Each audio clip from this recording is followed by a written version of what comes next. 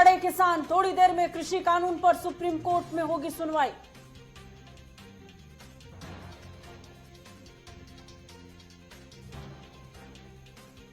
PM Modi आज शाम 4 बजे मुख्यमंत्रियों के साथ करेंगे बैठक। कोरोना वैक्सीन पर हो सकती है चर्चा। बैठक में पीएम वैक्सीन का रखेंगे पूरा ब्लूप्रिंट प्लान।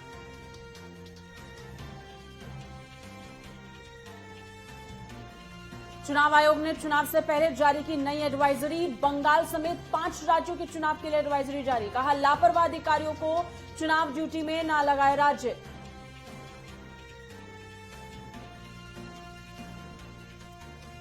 दिल्ली के बाद महाराष्ट्र के कई जिलों में बर्ड फ्लू की पुष्टि। 9 राज्यों में फैला बर्ड फ्लू का कहर। सीएम ठाकरे ने बुलाई अहम बैठक।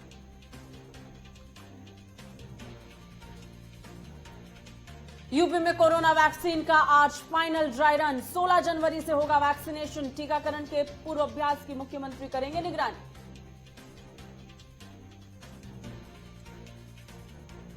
बिहार में आज से शिक्षण संस्थानों में होगी कोरोना की रैंडम जांच। संक्रमित मिलने पर होगा स्कूल बंद। स्वास्थ्य विभाग ने की पूरी तैयारी।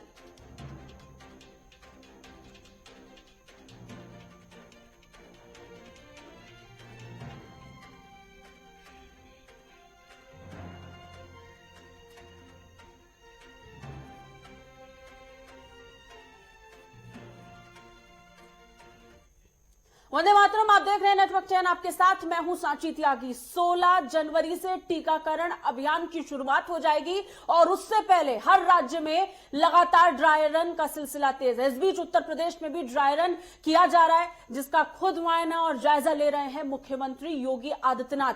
तस्वीरें आपको दिखाएंगे मुख्यमंत्री योगी आदित्यनाथ की, जो इस वक्त ड्राई रन को लेकर जायजा ले रहे हैं। वीडियो कॉन्फ्रेंसिंग के जरिए से ये प्रोग्राम है जो इस वक्त चल रहा है। मुख्यमंत्री योगी आदित्यनाथ खुद समीक्षा कर रहे हैं, बैठक हो रही है। और इस समय हम आपको ये बता दें कि अलग अलग जिलों में मेरठ, गोरखपुर और इसके साथ साथ एलएलआरएम मेडिकल कॉलेज, अलग अलग जगहों पर अलग अलग तस्वीरों के माध्यम से वीडियो कॉन्फ्रेंसिंग के जरिए से जायजा ले रहे हैं मुख्यमंत्री योगी आदित्यनाथ। आपको बता दें, वीडियो कॉन्फ्रेंसिंग के जरिए से ये पूरी मीटिंग हो रही है। लखनऊ में इस समय मीटिंग का दौर तेज है और इन बैठक के बीच मुख्यमंत्री योगी आदित्यनाथ जायजा ले रहे हैं। तस्वीरें हम आप तक लगातार पहुंचा रहे हैं। आपको बता दें, ड्राई रन के माध्यम से कोशिश ये की जाएगी कि सब तक वैक्सीनेशन पहुंचाया जाए, जो पूरा ब्लूप्रिंट है।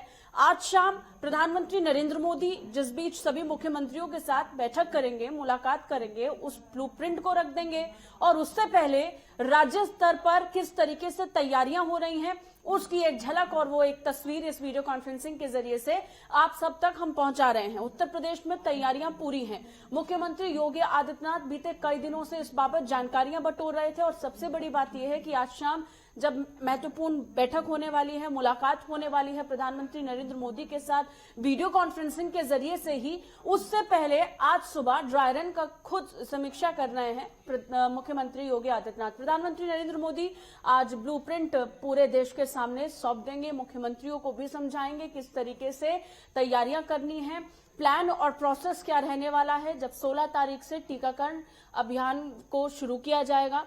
उस बीच मुख्यमंत्री योगी आदित्यनाथ इस समय समीक्षा कर रहे हैं। सरकार ने उसी का पालन करेंगे और पूरे प्रतिबद्धता के साथ जो भी शासन की गाइडलाइन है उसका पालन हम करके वैक्सीनेशन के कार्यक्रम को आगे बढ़ाएंगे।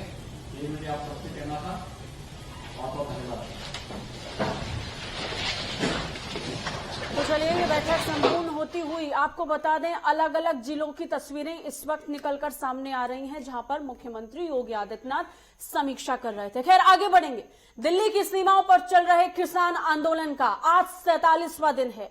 दिल्ली के अलावा राजस्थान, हरियाणा की सीमा पर भी ऐसा ही प्रदर्शन जारी है, जिसके खिलाफ अब 35 गांव एकजुट हो गए हैं। उन्होंने किसान नेताओं से बात कर जल्द शाहजहांपुर हरियाणा बॉर्डर को खाली करने को कहा है।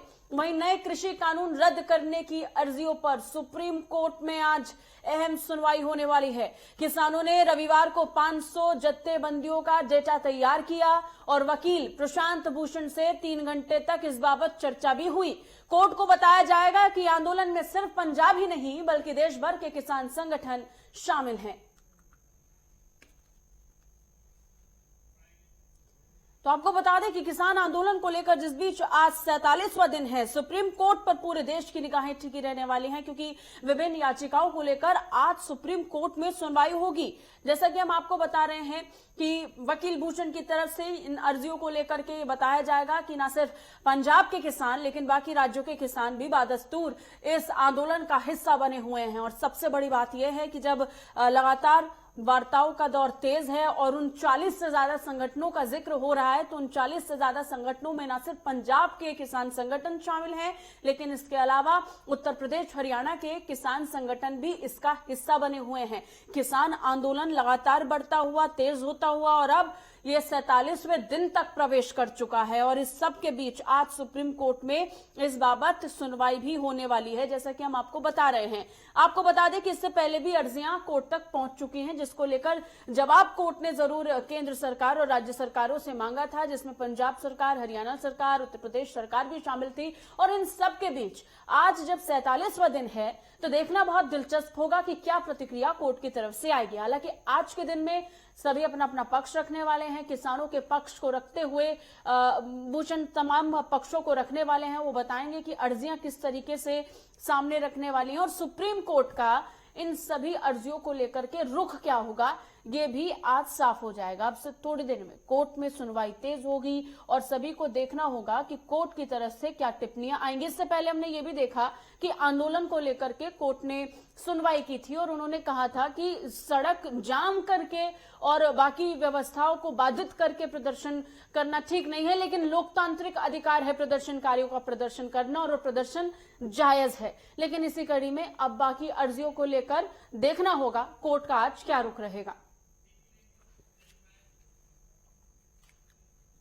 कोरोना की वैक्सीन को लेकर प्रधानमंत्री नरेंद्र मोदी आज मुख्यमंत्रियों के साथ बड़ी बैठक करने वाले हैं। ये बैठक काफी अहम है क्योंकि आज की बैठक में प्रधानमंत्री मोदी वैक्सीन का पूरा ब्लूप्रिंट देश के सामने रख सकते हैं। मसलन वैक्सीन कितने में मिलेगी, किन राज्यों में मुफ्त मिलने वाली है। शाम 4 बजे होने वाली इस बैठक में प्रधानमंत्री नरेंद्र मोदी मुख्यमंत्रियों को दोनों वैक्सीन यानी कोविशील्ड और कोवैक्सीन की सप्लाई चेन और उसके राज्यों को मिलने वाले हिस्सों पर बात कर सकते हैं।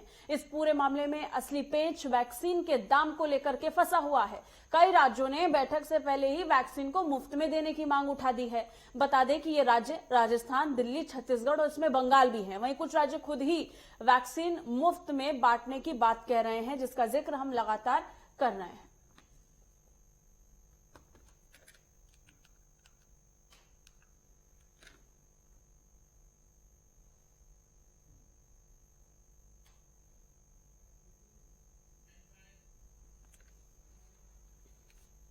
निर्वाचन आयोग ने आगामी विधानसभा चुनावों में लापरवाह अधिकारियों को चुनाव ड्यूटी पर लगाने से मना किया है। आयोग ने सुचारू ढंग से मतदान कराने के लिए उन राज्यों को निर्देश जारी किए हैं जहां अगले कुछ महीनों में विधानसभा के चुनाव होने वाले हैं।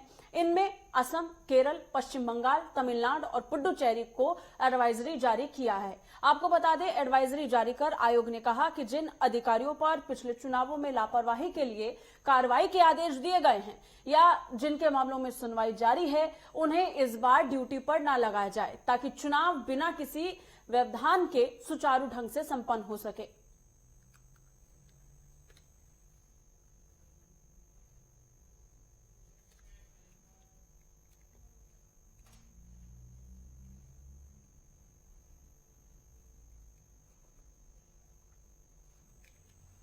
नेपाल के विदेश मंत्री प्रदीप कुमार 14 जनवरी को भारत आ रहे हैं। इस दौरान प्रधानमंत्री नरेंद्र मोदी के साथ प्रदीप कुमार भारत के साथ साथ नए मानचित्र समेत कई मुद्दों पर चर्चा करेंगे। आपको बता दें, उस बीच बहुत महत्वपूर्ण है जब नेपाल में ओली की सरकार पर संकट मंडराया हुआ है। उन सब के बीच अब एक बार फिर से स्थिति सामान्य होगी। भारत और नेपाल के बीच में ऐसी अटकलें तेज हैं और इन सबको देखते हुए नेपाल के विदेश मंत्री का यह दौरा बहुत महत्वपूर्ण माना जा रहा है।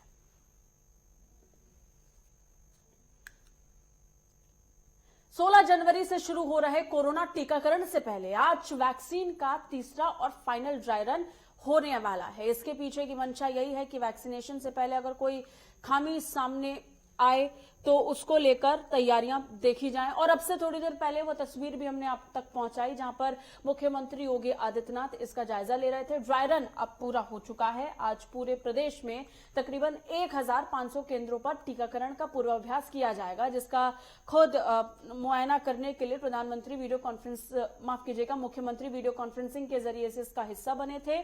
और सबसे बड़ी बात यह है कि टीकाकरण केंद्र पर 3 कमरे होंगे, ऐसा बताया जा रहा है। पहले कमरे में लाभार्थियों का सत्यापन किया जाएगा, दूसरे कमरे में कोरोना टीका लगाने की प्रैक्टिस होगी, तीसरे कमरे में लाभार्थियों को आधा घंटा ऑब्जर्वेशन में बैठने की व्यवस्था होगी। ये आम प्रक्रिया है जो लगभग सबके सामने खुलकर आ चुकी है। वहीं राजधानी लखनऊ में जो अब से थोड़ी देर पहले ड्राई रन को लेकर तैयारियां हुई, उसमें जिलाधिकारी अभिषेक प्रकाश ने यह कहा कि राजधानी में 61 केंद्रों के 200 बूथ पर ड्राई रन किया गया है।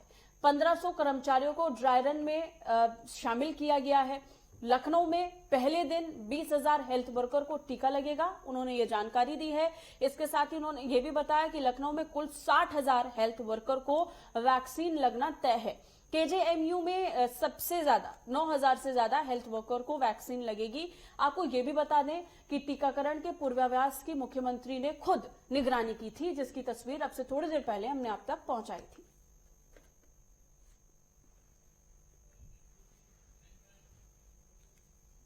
और इन सब के बीच ही मेरठ में भी आज वैक्सीनेशन का दूसरा ड्राई रन हुआ। स्वास्थ्य विभाग ने इस बाबत पूर्ण तैयारी कर ली थी। सभी 19 सेंटर के 38 बूथों पर ड्राई रन किया गया।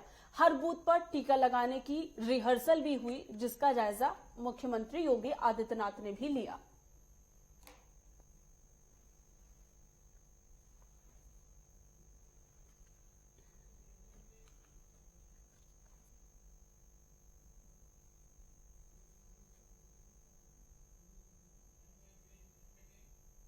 फिलहाल एक ब्रेक के लिए रुक रहे हैं। ब्रेक के बाद खबरों का सिलसिला लगातार जारी रहेगा, बने रहिए हमारे साथ।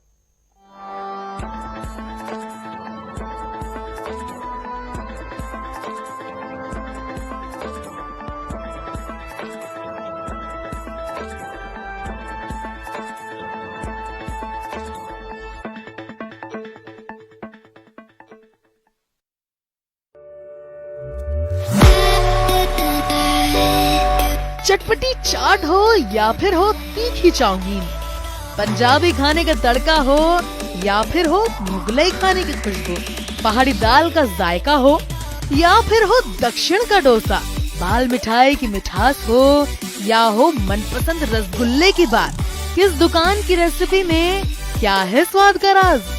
हम खाएंगे भी और आपको दिखाएंगे भी कहाँ क्या है खास। देखिए हमारे साथ चटोरी टीना सिर्फ नेटवर्क 10 पर। हमें भेजिए गांव की वास्तविक तस्वीर। नेटवर्क 10 पूछेगा सवाल सीधे जिम्मेदारों से, आपके गांव की सरकारों से। नेटवर्क 10 के साथ बनिए ग्रामीण भारत के ग्रामीण रिपोर्टर। हमारा व्हाट्सएप नंबर है 9711866356।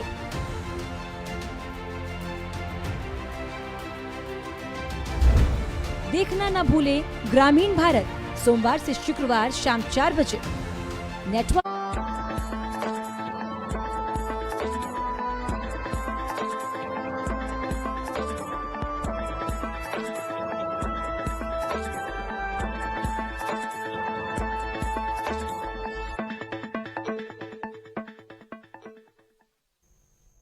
ब्रेक के बाद एक बार फिर से स्वागत है आपका। खबरों में आगे बढ़ेंगे। देश में बर्ड फ्लू का खतरा दिन पर दिन बढ़ता जा रहा है। अब देश के 9 राज्यों में बर्ड फ्लू फैल चुका है। ये राज्य उत्तर प्रदेश, राजस्थान, मध्य प्रदेश, हिमाचल प्रदेश, हरियाणा, केरल, गुजरात, महाराष्ट्र और राजधानी दिल्ली है। बता दें कि दिल्ली में मरी हुई बतखों और कौवों के 8 सैंपल भोपाल भेजे गए थे। इन सभी सैंपल्स में बर्ड फ्लू की पुष्टि हुई है। दिल्ली के 15 पार्कों में 91 कौवे और 27 बत्तख मरे हुए मिले। बर्ड फ्लू को देखते हुए संजय झील इलाके को अलर्ट जोन घोषित कर दिया गया है। इतना ही नहीं, गाजीपुर मुर्गा मंडी भी 10 दिन के लिए बंद कर दी गई है। बता दें कि महाराष्ट्र के मुख्यमंत्री ठाकरे ने बर्ड फ्लू को लेकर आज एक अहम बैठक भी बुलाई है।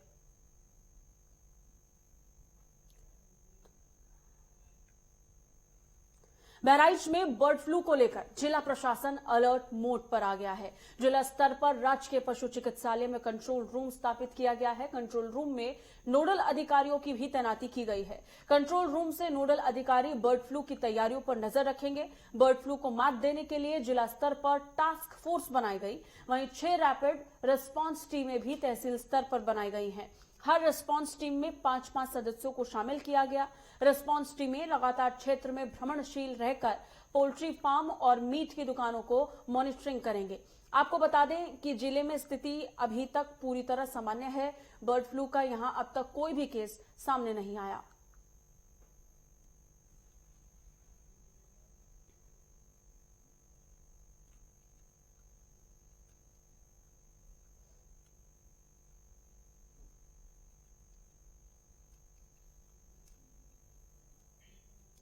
तो आपको बता दें कि जिस बीच बर्ड फ्लू का खतरा देश भर में बरपाया हुआ है और 9 राज्य बर्ड फ्लू की चपेट में आ चुके हैं, इन सब के बीच अगर बात उत्तर प्रदेश की करते हैं तो उत्तर प्रदेश के बहराइच जिले में अभी एक भी केस ऐसा नहीं आया है। लेकिन स्थिति को समझते हुए समय से पहले ही तैयारियां पूरी कर ली गई हैं और इसको देखते हुए सबसे बड़ी बात यह है कि अभी तक बर्ड फ्लू का एक भी केस उत्तर प्रदेश के बहराइच में नहीं सामने आया।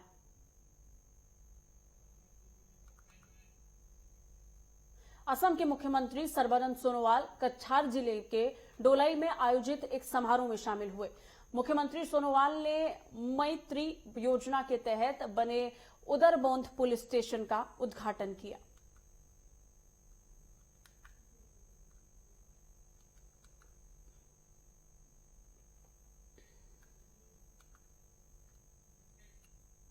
बीजापुर प्रवास के दौरान मुख्यमंत्री भूपेश बघेल ग्रामीण लोक कलाकारों के साथ बस्तरिया संस्कृति में रमे हुए नजर आए। आपको बता दें, आम सभा कार्यक्रम से पहले ग्रामीण लोक कलाकारों के साथ ताल से ताल मिलाते हुए सीएम बस्तरिया संस्कृति में रमे हुए नजर आए और ढोल बजाते भी नजर आए।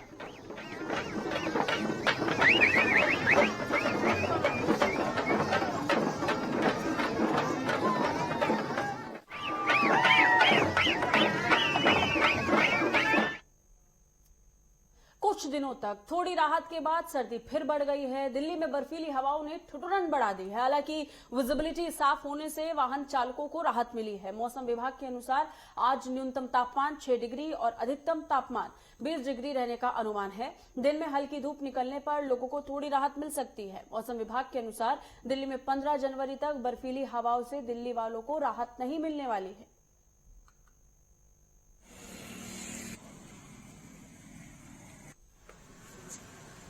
क्या नाम है भाई साहब का? वैसे हमारा नाम मनोज है। मनोज जी, ये पेट्रोल पंप पे आप काम करते हैं, दिल्ली के अंदर कैसी ठंड है, क्या बताएंगे, क्या कहेंगे? बहुत ज़्यादा ठंड है जी, एकदम बर्फीली हवा चल रही है दिल्ली में और हम लोग तो मजबूरी कोई आग वाग नहीं सेक सकते यहाँ पे और बहुत ज़्यादा ठंड है। हवा कैसी चल रही है? बहुत ज़्यादा ठंडी हवा जी, बर्फीली बहुत तेज हवा है, आज तो बहुत ज़्यादा हवा है। और कोहरा रोड पर कुछ?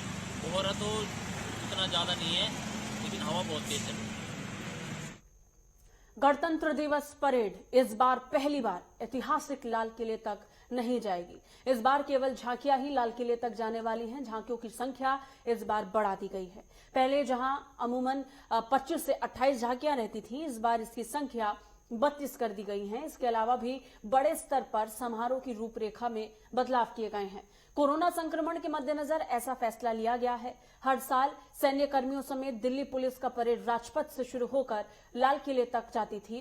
परेड तकरीबन 8.5 किलोमीटर तक जाती थी। इस बार ये 3 किलोमीटर से ज्यादा ही रहेगी।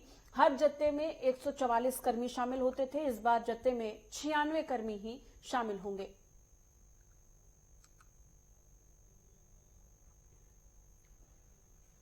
दिल्ली पुलिस की स्पेशल सेल की छतरपुर इलाके में फरार चल रहे बदमाश के साथ मुठभेड़ हो गई। मुठभेड़ के दौरान बदमाश को गोली लग गई, जिसके बाद घायल बदमाश को अस्पताल में भर्ती कराया गया। बदमाश के पास से जिंदा कारतूस पिस्टल भी बरामद हुआ है।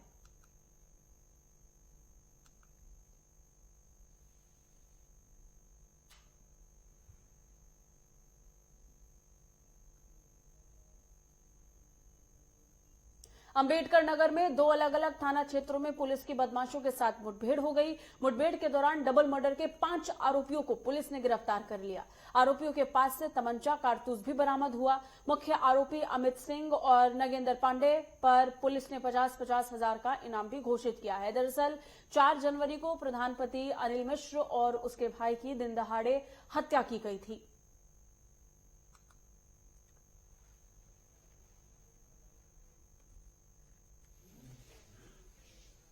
थाना राजी सुल्तानपुर में मुठभेड़ के बाद जो 4 तारीख को वहाँ थाना क्षेत्र में दोहरा हत्याकांड हुआ था, उसके जो 2 अभियुक्त थे पहले गिरफ्तार किए जा चुके थे, उसमें बाकी जो शेष 4 अभियुक्त थे उनके 2 अभियुक्तों को, जिसमें एक मुख्य अभियुक्त नगेंद्र पांडे जिसने वहाँ गोली चलाई थी, हत्याकांड जिसने किया था, वो मुठभेड़ के बाद गिरफ्तार हुआ है। और दूसरा इसमें जो मुख्य अभियुक्त है जगदम्बा, वो भी गिरफ्तार किया गया है। उनके कब्जे से 315 बोर का तमंचा और मोटरसाइकिल बरामद हुई है। इसी क्रम में थाना बरवाना क्षेत्र में एक और मुठभेड़ हुई है। एसओजी और एसटीएफ की ज्वाइंट टीम ने किया है, जिसमें इसी हत्याकांड का जो तीसरा अभियुक्त था अमित सिंह, वो गिरफ्तार हुआ है मुठभेड़ के बाद। फिरोजाबाद में पुलिस और बदमाशों के बीच मुठभेड़ हो गई। मुठभेड़ के दौरान पुलिस ने 9 बदमाशों को गिरफ्तार कर लिया। वहीं 2 बदमाश पैर में गोली लगने की वजह से घायल हो गए। बदमाशों के पास से बड़ी मात्रा में असला और कारतूस भी बरामद हुआ। आपको बता दें, गिरफ्तार बदमाश शिकोहाबाद में सराफा व्यापारी के यहां लूट की योजना बना रहे थे।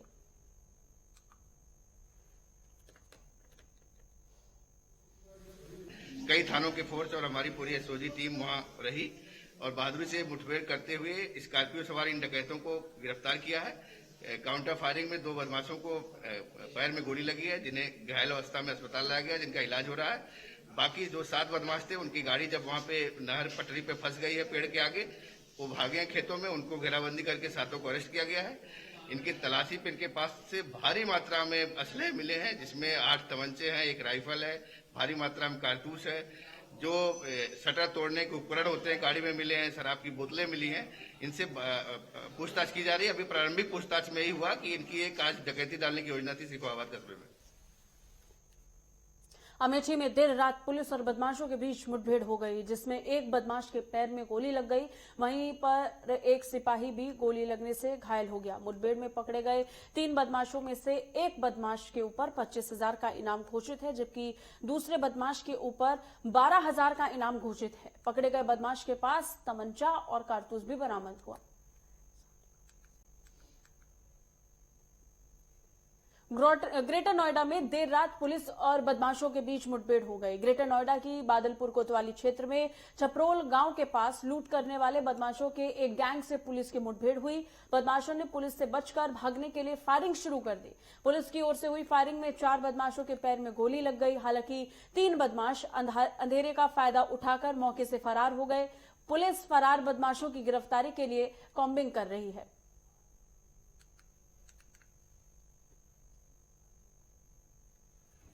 क्षेत्र में पुलिस की एक मुखबिर की सूचना पर चौकी छपरोला के पास चेकिंग कर रही थी। एक वर्ना गाड़ी आई, जिसको पुलिस ने रोकने की कोशिश करी। उन्होंने पुलिस के बैरिकेड्स पे टक्कर मारते हुए और फायरिंग करते हुए आगे निकल गई। पुलिस ने इनका पीछा किया और आगे जाके पुलिस खेतों में पुलिस के साथ इनकी मुठभेड़ हुई, जिसमें जवाबी फायरिंग में पुलिस के द्वारा 4 इनके लोगों के पैर में गोली लगी। इनके 3 साथी जो साथ थे वो मौके से फरार हो गए। इनके पास एक साथ टेम्पो भी था और ये वेयर हाउसेज में जो बादलपुर क्षेत्र में है उसमें चोरी करने के प्लान से आए थे। इनके बारे में क्रिमिनल हिस्ट्री की जानकारी की जा रही है। इनके पास से 4 तमंचे 315 बोर के बरामद हुए हैं और जो लोग फरार हुए हैं उनके लिए कॉम्बिंग की जा रही है और आगे की विधिक कार्रवाई जल्द खत्म की जाए। प्रधानी के चुनावों को लेकर फर्जी मतों की जांच करने गए बीएलओ और निर्वाचन टीम पर दबंगों ने जानलेवा हमला कर दिया। दबंग प्रधान प्रत्याशी दुजेंद्र सिंह यादव और उसके आधा दर्जन साथियों ने बीएलओ और निर्वाचन टीम के साथ मारपीट की और फायरिंग भी की। दबंग प्रधान प्रत्याशी का राइफल लहराते वीडियो सोशल मीडिया पर तेजी से वायरल हो रहा है। पीड़ित बीएलओ मनोज कुमार ने थाना कोतवाली देहात में आरोपी दुजेंद्र सिंह यादव सहित उसके 6 साथियों के खिलाफ थाने में तहरीर दी है।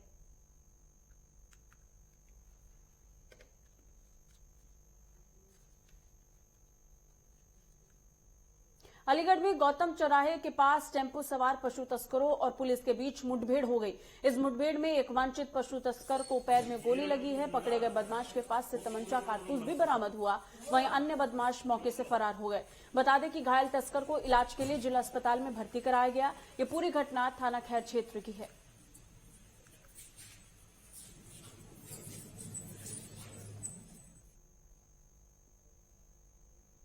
खबर अमरोहा से। अमरोहा में ठंड का सितम लगातार जारी है। बारिश और ओलावृष्टि के बाद ठंड और भी ज्यादा बढ़ गई है। वहीं कोहरे के साथ साथ तेज ओस भी पड़ती नजर आ रही है, जिसकी वजह से पारा लगातार लुढ़क रहा है। वहीं सुबह का तापमान 6 डिग्री सेल्सियस तक पहुंच गया, तो ठंड के चलते लोगों को परेशानियों का सामना करना पड़ रहा है। लोग ठंड से बचने के लिए अलाव का सहारा ले रहे हैं।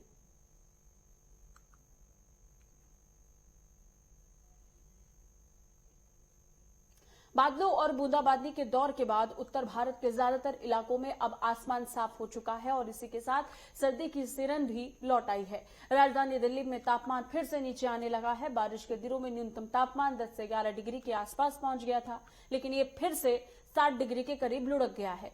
आपको बता दें कि मौसम विभाग ने पहले ही चेतावनी दी थी कि बारिश के दौर के बाद उत्तर भारत में शीतलहर लौटेगी। जम्मू कश्मीर, उत्तराखंड और हिमाचल में आम जिंदगी बर्फ के चलते जम गई है। वहीं पहाड़ी इलाकों में बर्फबारी से थोड़ी राहत की उम्मीद है। 14 जनवरी तक मौसम के खुले रहने के आसार भी हैं।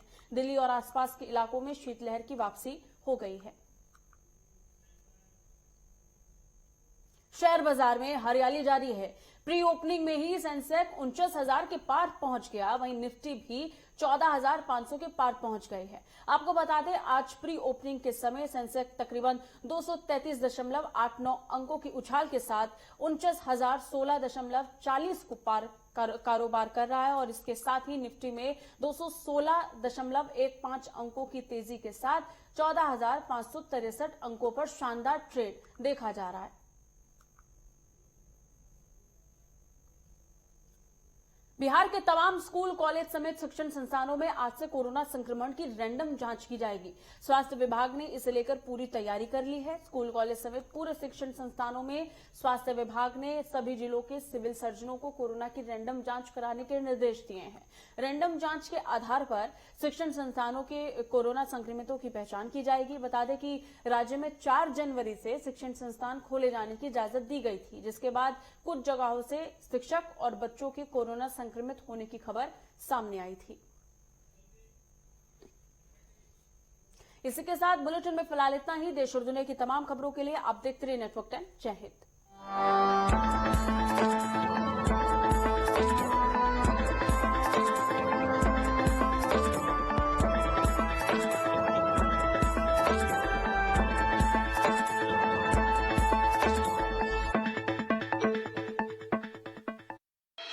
क्या आप में है गीत संगीत का हुनर? अगर आपके पास गाने का हुनर है या एक्टिंग का है जुनून, या आपके वीडियो में है कुछ खास और आप बजा सकते हैं कुछ अलग अलग साज, तो आपको जरूर मिलेगा नेटवर्क 10 का साथ। अपने हुनर, अपने अंदाज को फौरन भेजिए हमारे पास। हम देंगे आपको नई पहचान केवल नेटवर्क 10 पर। अपना हुनर हमें ईमेल आईडी पर भेजिए।